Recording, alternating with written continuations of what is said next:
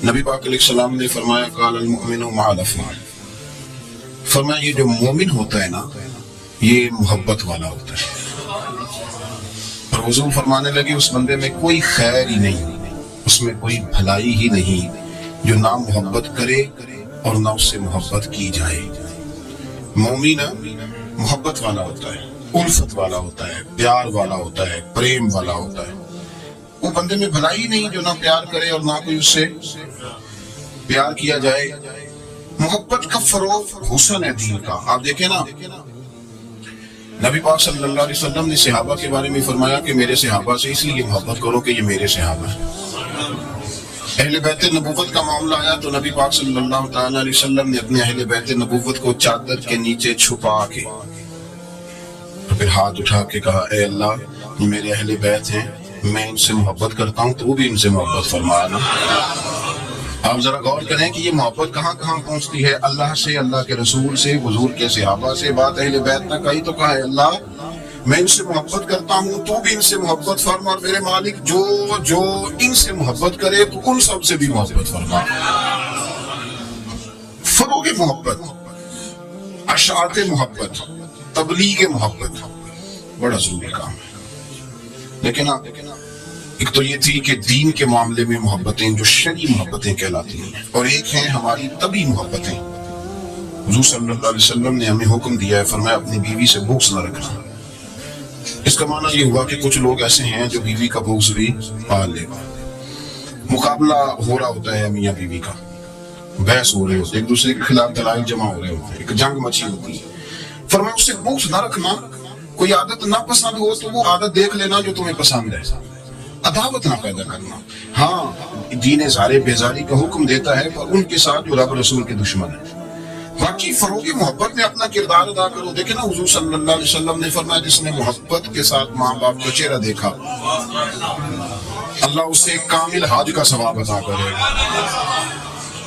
لیکن حدیث میں جو حضور نے شرط لگائی اس شرط کا خیال رکھنا ہے، کس طرح چہرہ دیکھنا ہے؟ فرمایا ماں باپ کا چہرہ دیکھو کس طرح۔ اچھا یہ حدیث بتاتی ہے کہ کچھ لوگ ایسے ہیں جو چہرہ دیکھتے ہیں پر محبت سے نہیں دیکھتے۔ ابا جی کی کچھ باتیں کڑوی بھی لگتی ہیں نا، تو کئی دفعہ کچھ بچے چہرہ دیکھتے ہیں پر محبت سے نہیں دیکھتے، تو حضور نے فرمایا تو محبت سے چہرہ دیکھ، تیرے رسول کا وعدہ ہے رب مقبول حج کا ثواب دے گا۔ صحابی عرض کرنے لگے یا رسول اللہ صلی اللہ علیہ وسلم اگر میں 2 دفعہ دیکھوں تو حضور نے فرمایا 2 حج کا ثواب۔ اس نے کہا حضور میں دن میں 3 دفعہ دیکھوں تو فرمایا 3 حج کا ثواب۔ اس نے 4تھی بار کی بات کی تو حضرت ابو ہریرہ فرماتے ہیں حضور نے فرمایا تو جو پوچھتا رہے گا اور میں بتاتا رہوں گا تو بات ختم نہ کریں۔ حضور حکم کریں، فرمایا تو 100 دفعہ دیکھ اللہ 100 حج کا ثواب عطا کرے۔ بات کو ختم کرتے ہیں، تو جتنی دفعہ دیکھ اللہ تجھے اتنے حج کا۔ شرط یہ ہے کہ ذرا پیار سے دیکھ، ذرا محبت سے دیکھ۔ نفسیات کا ڈاکٹر بوڑھوں کو نیند کی دوائی کیوں دیتا ہے؟ وہ اس لیے دیتا ہے کہ ان کے بچے انہیں وقت نہیں دیتے۔ بچے کو بہلایا جا سکتا ہے، بوڑھے کو بہلایا نہیں جا سکتا، اس لیے کہ جو بوڑھا ہوتا ہے نا اس کے پیچھے پوری ایک داستان زندگی ہوتی ہے، تاریخ ہوتی ہے، وہ کبھی کسی چیز کا مالک رہا ہے، سربراہ رہا ہے۔ اولڈ ہاؤس پاکستان میں تیزی سے اس لیے بن رہے ہیں کہ بچوں کی جو خاص الفت تھی نا ماں باپ سے وہ رہی نہیں، ورنہ اگر ایک والد 6 بچوں کا خیال رکھ سکتا تھا تو 6 بچے مل کے ایک باپ کو بھی تو سنبھال سکتے تھے نا، ماں کا بھی خیال کر سکتے تھے نا۔ محبت کا فروغ جب ہو، آپ ماں باپ کو ٹائم دیں، ان کے پاس بیٹھیں، ان کے ساتھ تھوڑا وقت بتائیں، سارے معاملات ٹھیک ہو جائیں گے۔ ہمارے معاشرے میں نا تیزی سے نفرت کا فروغ ہوا ہے، نفرت کا فروغ۔ پتہ اسلام نے غیبت سے کیوں منع کیا ہے؟ غیبت کا معنی یہ نہیں ہے کہ کسی بندے میں کوئی عیب نہیں پایا جاتا تھا تو آپ نے وہ بیان کر دیا، یہ غیبت نہیں ہے تو بہتان ہے۔ کسی میں کوئی عیب نہ پایا جائے تو وہ بیان کرنا وہ غیبت نہیں، وہ تو بہتان ہے۔ غیبت کی تفصیل یہ ہے، تشریح یہ ہے، غیبت کی تعریف یہ ہے کہ کسی میں کوئی عیب پایا جاتا تھا، آپ نے وہ اس کی غیر موجودگی میں ڈسکس کیا تو اس کا نام غیبت ہے۔ وہ عیب تھا، آپ سچ ہی بول رہے تھے، آپ ٹھیک کہہ رہے تھے، عیب واقعی تھا، اور اسلام اس کو پسند نہیں کرتا۔ اسلام کہتا ہے کہ اگر تم سمجھتا تھا یہ عیب ہے تو جا کے اس کی تبلیغ کر، اس کو بتا، اس کو کیا میاں یہ غلطی چھوڑ دے، تم نے ڈسکس کیوں کیا؟ آپ کسی شخص کے پاس بیٹھیں اور کسی دوسرے آدمی کی تعریف کریں آپ کہیں کہ بڑا اچھا ہے، بڑا بامروت ہے، مہمان نواز ہے، با اخلاق ہے، وعدے کو وفا کرنے والا ہے، دیانتدار ہے، سچ بولتا ہے، آپ تعریفیں کریں۔ آپ کسی کے سامنے تعریف کریں گے نا تو بندہ کہے گا یار کسی دن ملاقات تو کرا، اور جب وہ ملے گا تو اس کی آنکھوں کے اندر ایک خاص کشش ہوگی، پیار ہوگا، ملنے کو جی چاہے گا، ایک خاص راحت ہوگی۔ یہ کب ہوگا؟ جب آپ نے کسی کی تعریف کر دی۔ لیکن اگر آپ کسی کی غیبت کریں گے، کسی کے بارے میں کہیں گے بڑا غلط ہے جی، لوٹ لیتا ہے جی، چور ہے جی، فاسق ہے جی، تو بندہ اگر کبھی مل بھی گیا تو اس سے سلام لینے کو دل ہے۔ ہم نے پتہ کیا کیا ہے؟ تیزی کے ساتھ فروغ پایا ہے ہمارے ہاں نفرت کا ماحول، تیزی کے ساتھ فروغ پایا ہم نے نا، تیزی سے آپ کھول لیں، کوئی یوٹیوب کھول لیں، کوئی ایسا چینل کھول لیں، وہ لڑائی ہے، فلانا فلانے سے لڑ رہا ہے، فلانا۔ مذہبی لوگوں کی میں محنت کرتا ہوں کہ خدا را دین کو اس طرح کا ماحول تو نہ دے کہ لوگ کہیں کہ ان میں کوئی شہد ہے ہی نہیں، فلانا فلانے کا جواب دے رہا ہے، فلانا فلانے کا بازاری زبان استعمال کی جا رہی ہے۔ اور ٹھیک ہے، مسلمات جو طے تھے لوگوں نے تو ان کو بھی چھیڑنا شروع کر دیا، اور تزہیر کی جاتی ہے، لفظ اس طرح کے اختیار کیے جاتے ہیں جو ویسے ہی وفادار آدمی بولنا پسند نہیں کرتا۔ کیا اپنی شکل دکھا رہے ہیں کفر کو کہ یہاں نفرت ہی نفرت ہے، اور وہ باتیں جن کو بالکل چھیڑنا نہیں چاہیے تھا ان پر بھی آپ کلام کرتے ہیں۔ آپ نے کوئی چیز نہیں چھوڑی، اس پر آپ نے بحث نہ کی، وہ الجھایا نہ، وہ میلہ لگا دیا، اللہ جانے کوئی کیا بول رہا ہے۔ دعوت دین کون دے گا؟ پیغام حق کون سنائے؟ فلانا فلانے کا جواب دے رہا، پھر وہ دوسرے کا جواب دے رہا، تیسرے پہ تبصرہ کر رہا ہے، چوتھا پانچویں پہ تبصرہ کر رہا ہے۔ یہ کب تک بات ایسے چلے؟ یہی حال سیاسی لوگوں کا ہے۔ میرے ملک کا جو نوجوان اب بڑا ہو رہا ہے نا، میں بڑی ذمہ داری سے بتا رہا ہوں، وہ جیسے ہی بڑا ہوتا ہے تو وہ سمجھتا ہے میں ڈاکوؤں کے ملک میں پیدا ہوا، وہ سمجھتا ہے یہ شاید چوروں کی دھرتی ہے، وہ سمجھتا ہے شاید یہاں سب دھوکے باز ہیں۔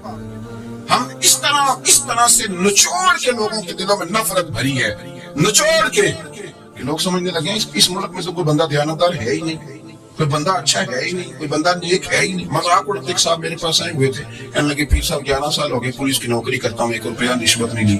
وہ چلا گیا، میں نے اسے تھپکی دی تو وہ نکلا ہے، تو ایک بندہ کہنے لگا سب انہیں جو ہوتے نہیں نہ سکتا۔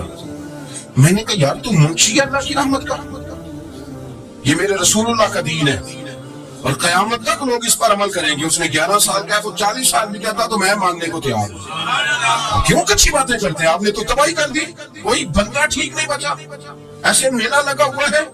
اس دھرتی کو آپ برا کہتے ہیں، اس کو چوروں کی اور ڈکیت کی اور فراڈ لوگوں کی آپ دھرتی کہتے ہیں۔ یہ وہ دھرتی ہے جس نے داتا گاندھی بخش علی حجویری جیسے لوگ رکھے ہوئے، یہ وہ دھرتی ہے جہاں بابا فرید جیسے لوگ بستے ہیں۔ کیا بات کرتے ہیں صاحب، یہ اتنے بزرگ ترین لوگ یہاں بستے ہیں اور آپ کیا بات کرتے ہیں؟ اور دیکھیں میں بالکل ہی غیر سیاسی اور غیر جانبدار رہتا ہوں ملکی معاملات میں، لیکن جس شخص نے پاکستان کو ایٹمی قوت بنانے کے لیے، اب تو بڑی عمارت ہو گئی ہے، غربت میں جس بندے نے کام شروع کیا تھا کہ ایٹمی طاقت بن جائے، اس نے کوئی کام کیا کہ نہیں کیا؟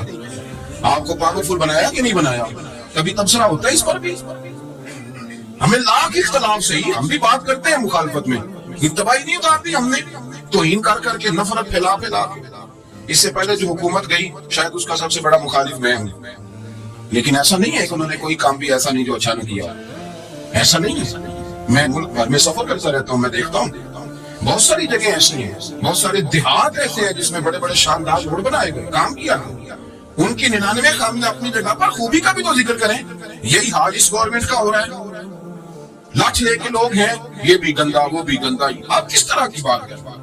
آپ نے تو ملک کو یہ نام دے دیا کہ یہاں کوئی اچھا انسان بستا ہی نہیں، مولوی ہیں تو سارے برے ہیں، پیر ہیں تو سارے برے ہیں۔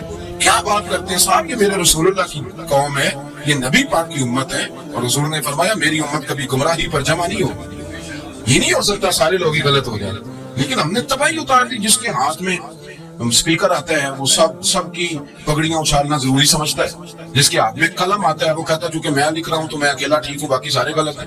محبت کو فروغ دیں، پیار کریں، اخوت کا رنگ دیکھیں۔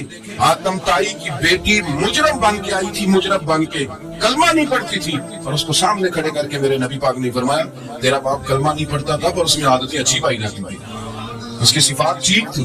یعنی حضور تعریف کر رہے ہیں، نبی پاک تعریف، اور ہماری زبان گونگ ہو جاتی ہے تعریف کی دفعہ۔ ہم کو جو میری بات مان گیا بندہ ٹھیک ہے، اور جس نے میری بات نہیں مانی وہ بندہ درست ہے۔ یہ گھنگ ہو جاتا ہے ہمارا مزاج۔ اپنی زندگی میں اچھے الفاظ ادا کریں اولیاء اللہ کے بارے میں، ان لوگوں کے بارے میں جو مسلمہ بزرگ ہیں ہمارے امت کے، مسلمہ بزرگ ہیں، ان کے بارے میں ہم ایسی کمزور باتیں کرتے ہیں جن کا سرے سے کوئی وجود نہیں، سرے سے کوئی داستان نہیں ان لوگوں کی۔ تو یاد رکھیں میرے عزیز، میرے رسول کریم صلی اللہ تعالیٰ علیہ وآلہ وسلم نے جو ہمیں دین دیا وہ محبت والا دین ہے، وہ پیار والا دین ہے، وہ اخوت والا دین ہے۔ اس میں پیار کریں گے، پیار آگے لے کے جائیں گے، پیار کو فروغ دیں گے۔ سنیں حدیث میرے نبی پاک علیہ السلام نے فرمایا قیامت کے دن رب کریم فرمائے گا کہاں ہے وہ لوگ؟